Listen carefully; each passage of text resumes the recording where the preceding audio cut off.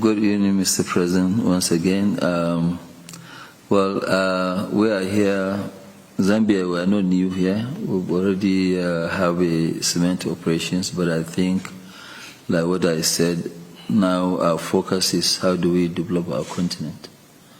And looking at our continent is to see what are the needs of our continent. And I know for sure the foreigners, when I say foreigners, I mean non-Africans, will not develop Africa. So it is our duty to make sure that we look at these things. Most of them, they are low-hanging fruits, but the real people who do investments, they will not really come here. If you look at most of the pension, I mean not pension, most of the financing, this thing, you know, where they set up all this financing stuff like all this KRR, the one that we even did, which is the one in New York, where we have David Rubenstein, Carlyle Group.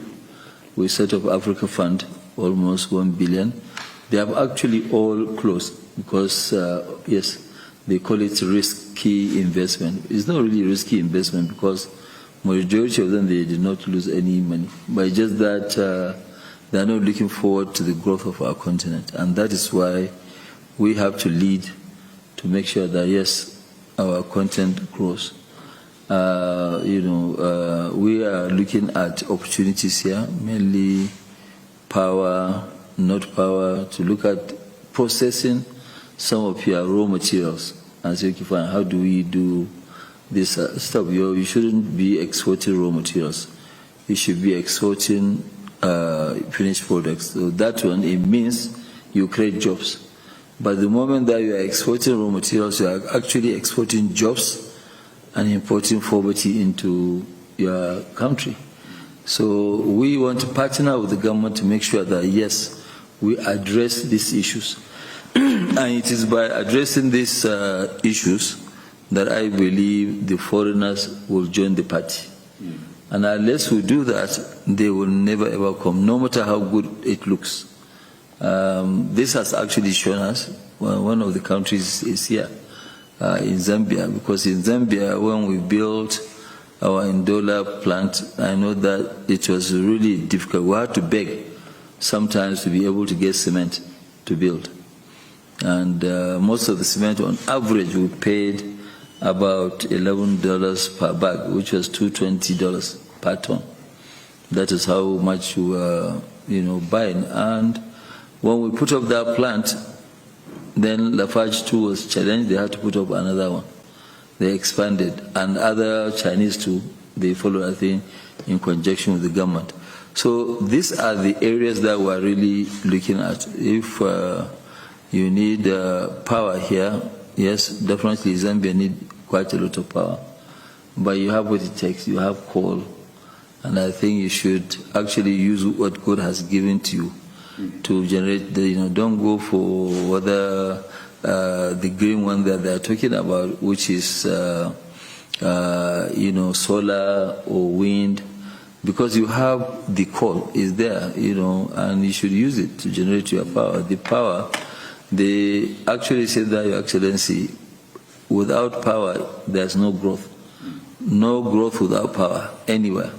And then when you have power, you will actually unleash growth in the country. When you do that, you talk less when you go out there to campaign, to tell people what you've done, because they will see what it is. They will actually feel it. It's not like education where it takes several years before you can see the benefit of it. But this one, once you give power, it gives other things, opportunities, GDP growth, and it will give a lot of disposable income, just like what you mentioned, Your Excellency, saying that, yes, today in Zambia, you are using rain-fed agriculture. So rain-fed agriculture, it means that you are going to do one season. But right now, you go to countries where they are doing 3 crops per season. So if you are going to do 3 crops, it means that something like maize, which you are good at, you'll actually flood the entire African continent with maize. So, but right now, a lot of people, they're importing, maize, African countries. And one of the things that I have to also say, Your Excellency, is that being a landlocked, for example, is actually a big opportunity for you because you are surrounded by 9 countries.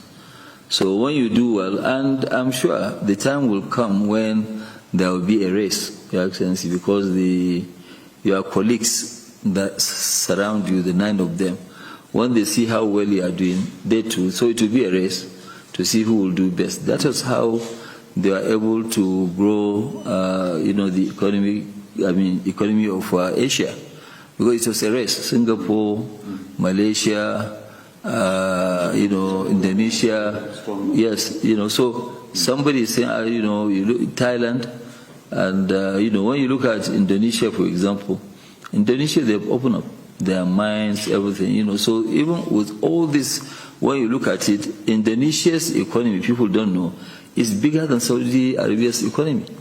They are at 1.2 trillion, Saudi Arabia is about 990 billion. And I am a believer that there is nothing that is impossible. So with what you have, I think if the focus is there, you have the right team, which you do, of course, you can see quite a lot of things. I mean, I cannot imagine having Zambia with additional 5,000 megawatts. And I think, Excellency, really, you need to address it, because I remember when we wanted to put up our own plant, we put up, then we realized that we had excess of power. And quickly, the Zambia Power, I think then, I don't know whether they still change their names, they said, no, we'll buy whatever excess power that you have. But, at that time, we wanted to do in some countries to put up power coal, where, asked, no, we don't want to encourage power by coal. But then you can see in UK today, last year, they opened up an old mine they didn't touch for 30-something years. And they gave also a new license. And now, Germany, in the last 2 years, they have used more coal from South Africa than South Africa.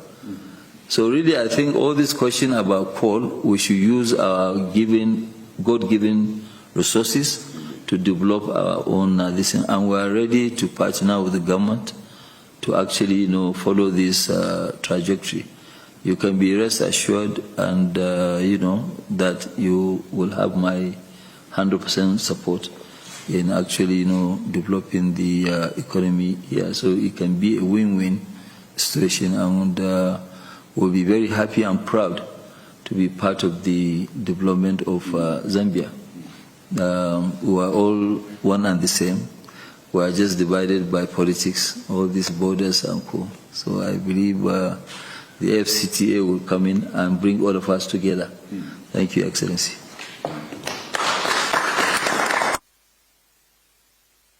Thank you, Mr. Hango.